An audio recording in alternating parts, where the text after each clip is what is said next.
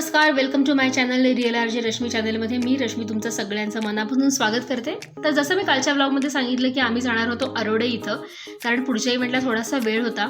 मग आम्ही 3-3:30च्या दरम्यान मंदिरमध्ये पोहोचलो, पण ते मंदिर बंद होतं, 4ला उघडणार असं सांगितलं।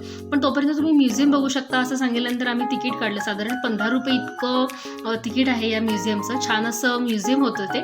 तर सुरुवातच तिथली जी होती तर इतक्या सुंदर अशा मूर्तीनं झाली। लोकनाथ स्वामी महाराज जे आहे तर त्यांनी साधारण 16 वर्षापूर्वी या मंदिराची स्थापना केली होती। इस्कॉन मंदिर असंही याला म्हणतात आणि खूप सुंदर सुंदर मूर्ती या म्युझियममध्ये आम्हाला बघायला मिळाल्या।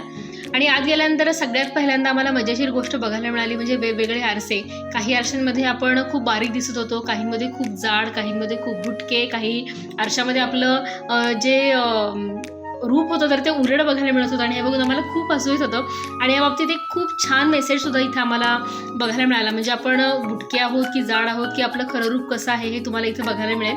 आणि इथं बघू शकता आपण वेगवेगळ्या म्हणी ज्या आहेत तर या म्हणींना अनुसरून असं काहीसं चित्र या ठिकाणी बघायला मिळतंय। तर हे सुद्धा एक वेगळं चलचित्र आम्हाला इथं बघायला मिळालं। आणि विठोबा रखमाईची खूप छान मूर्ती इथं आम्हाला बघायला मिळाली। पंढरपूरचा एक छान सेटअप त्यांनी इथं पेंटिंग आणि मूर्तीच्या रूपामध्ये उभा केलेला होता।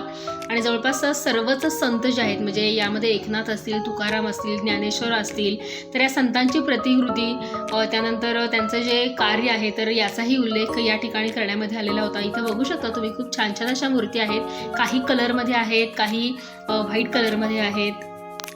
आणि राधाकृष्णाचा जो झुला असतो तर जी रासलीला आपण म्हणतो तर याचं एक छान प्रदर्शन इथं बघायला मिळालं। म्हणजे राधाकृष्ण दोघंजण झुल्यावरती बसलेले आहेत, त्याच्या आजूबाजूला दासी आहेत, काही ढोलक वाजवत आहेत, आपण मृदंग असंही म्हणू शकतो याला अर्थात। आणि समोर काही फळं ठेवलेली आहेत त्यांच्यासाठी। आणि मेन म्हणजे हा जो झुला आहे ना तर तो झुलताना बघून खूप छान वाटत होतं।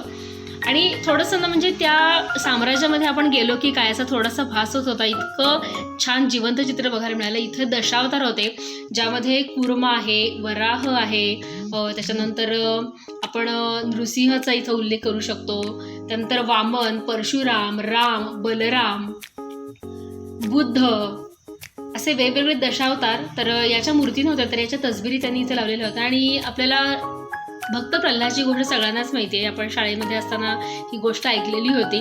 तर याची प्रतिकृती इथं होती। त्यानंतर कृष्णानं वेगवेगळ्या रूपांमध्ये प्रत्येक दासीसोबत कशा पद्धतीनं नृत्य केलं होतं तर याचं सुद्धा एक जिवंत आपण म्हणू शकतो। तर हा एक देखावा त्यांनी इथं उभा केलेला होता। आणि म्युझियम बघून खूप छान वाटलं, खूप छान छान गोष्टी तिथं वाचायला मिळाल्या, बघायला मिळाल्या आणि अर्थात मन प्रसन्न झालं। त्याच्यानंतर मंदिर उघडलं आहे असा मेसेज आम्हाला मिळाला। तर हा मंदिराच्या बाहेरचा नजारा किती सुंदर हिरवळ आहे बघू शकता तुम्ही। हे आधी नव्हतं, म्हणजे काही वर्षापूर्वी मी गेले होते, तर हे नवीनच केलेलं आहे। या बांधकामावरून आपल्याला दिसतंच आहे छान। आणि निगराणी पण छान ठेवलेली आहे त्यांनी।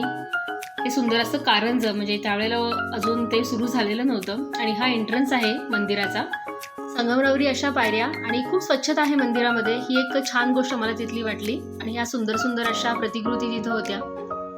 सुरुवातीलाच या छान प्रतिकृती आपल्याला बघायला मिळतात। पुढे जाऊन ॲक्च्युली मला खरं तर फोटो आणि शूटिंग घ्यायचं होतं, पण भरपूर गर्दी होती त्यामुळे मला ते काही पॉसिबल झालं नाही। पाठीमागं उभारून बऱ्यापैकी कॅमेरा झूम करून मी घेण्याचा प्रयत्न केला। तुम्हाला जर ओरिजिनल प्रतिकृती किंवा मूर्ती बघायची असेल तर राधाकृष्ण मंदिर आरोडे जर तुम्ही गुगलवरती सर्च केलं तर तुम्हाला या प्रतिकृती नक्कीच मिळून जाऊ शकतील। त्याच्यानंतर आम्ही बाजूला जे शॉप होतं मंदिरच्या अगदी लगतच आहे तिथं आम्ही गेलो। तिथे काही प्रोडक्ट्स विक्रीला होते, ज्याच्यामध्ये धूप होते, उदबत्त्या होत्या, विविध प्रकारचे ड्रेसेस होते, त्याच्यानंतर कृष्णाच्या छोट्या मूर्तीचे ड्रेसेस होते, विविध प्रकारची पुस्तकं होती। आणि पुस्तक म्हणजे माझा जीव की प्राण, मला उघडून बघायचा खूप मोह झाला होता, पण तेवढा वेळ आमच्याकडे नव्हता कारण आम्हाला पुढच्या कार्यक्रमासाठी जायचं होतं। चला तर आजचा व्लॉग इथंच संपवते, भेटूया उद्याच्या व्लॉगमध्ये। तोपर्यंत स्वतःची काळजी घ्या, बाय बाय।